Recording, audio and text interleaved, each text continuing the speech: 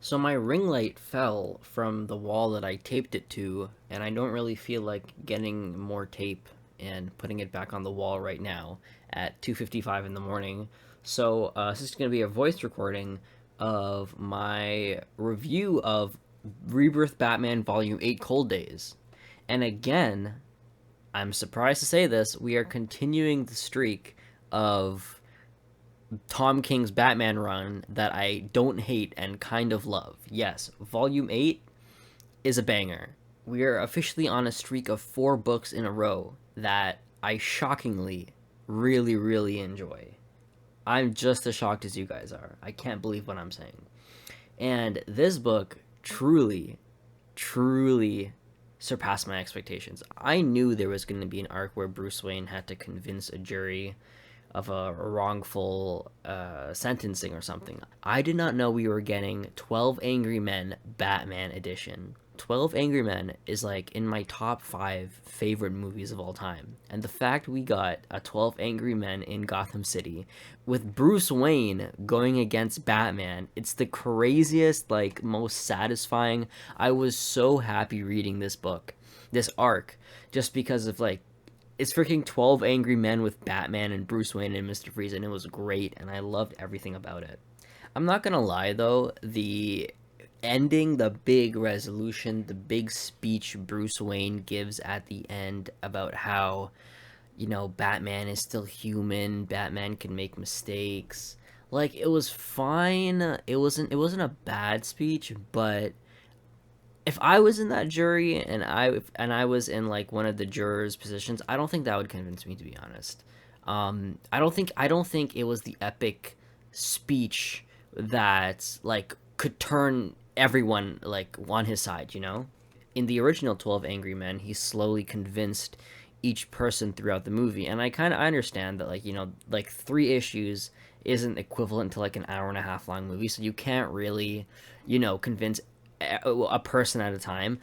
But like I feel like the big speech he gave, and everyone magically just was like, okay, I guess he's innocent now. Like I don't know, I don't think that was fully convincing, but just the concept of this story blew me away.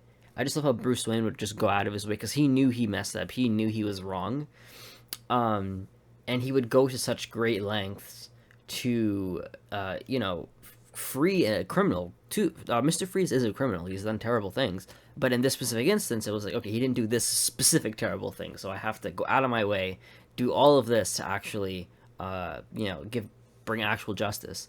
And unfortunately, kind of like in the original 12 Angry Men, where you don't actually get a full resolution, spoilers for 12 Angry Men, I guess, but you don't get a full resolution of like, okay, is this guy actually the we don't actually know in the 12 Angry Men who was the killer is. It's kind of left ambiguous. You don't really know.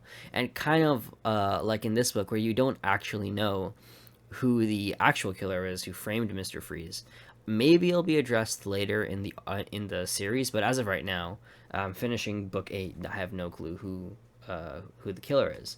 But yeah, honestly, such a fantastic arc. Such a fantastic arc. And moving on to the second arc with Dick Grayson. Wow. What? Wow. Dang, I was not expecting that. That was, damn. And yeah, I'm just gonna say damn in case, in case people haven't read it and it hasn't doesn't know exactly what I'm referring to. But just the setup for everything. The first issue showing the Russian operative. I won't really say who he is, but just like him preparing to do the thing, and the big reveal, like, oh my gosh. And then there's the whole thing with his father, and the children's story that's like such a twisted and just messed up children's story, and you think it's the Russian guy's father that's reading it to him, but no, it was Bruce Wayne's dad reading it to him, and it kind of mirrors how Bruce Wayne kind of left the guy in the snow with like a broken neck or something, and he's like, you figure it out for yourself, I'm the best detective in the world, I don't need your help, I'll figure out who hired you.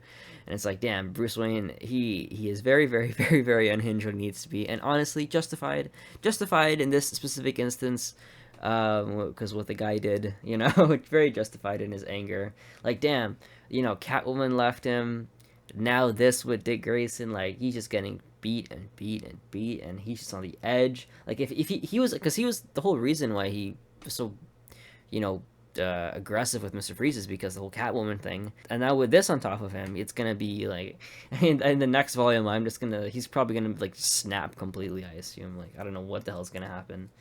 Also, Tony S. Daniel. Oh my gosh, this is like blockbuster art.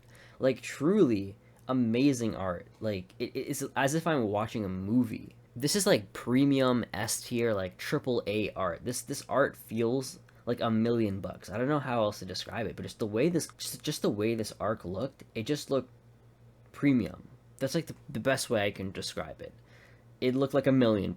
The art is so detailed, it's so vibrant. It honestly felt as if I was watching a movie, as if I was reading a movie.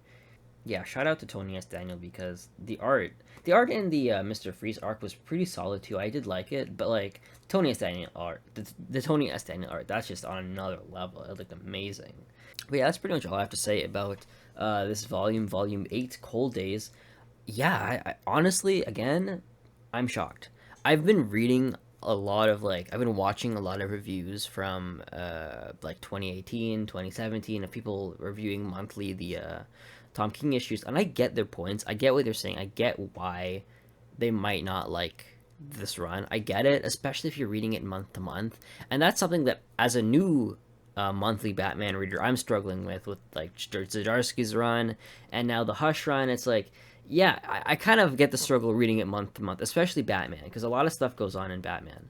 But honestly, in these trades, I'm loving this Tom King run, and I did not think I would say that. Especially the first few books, didn't love them. Some of them were okay, some of them wasn't my cup of tea at all. But again, volume 5 through 8, these are like eights to nines out of tens, honestly.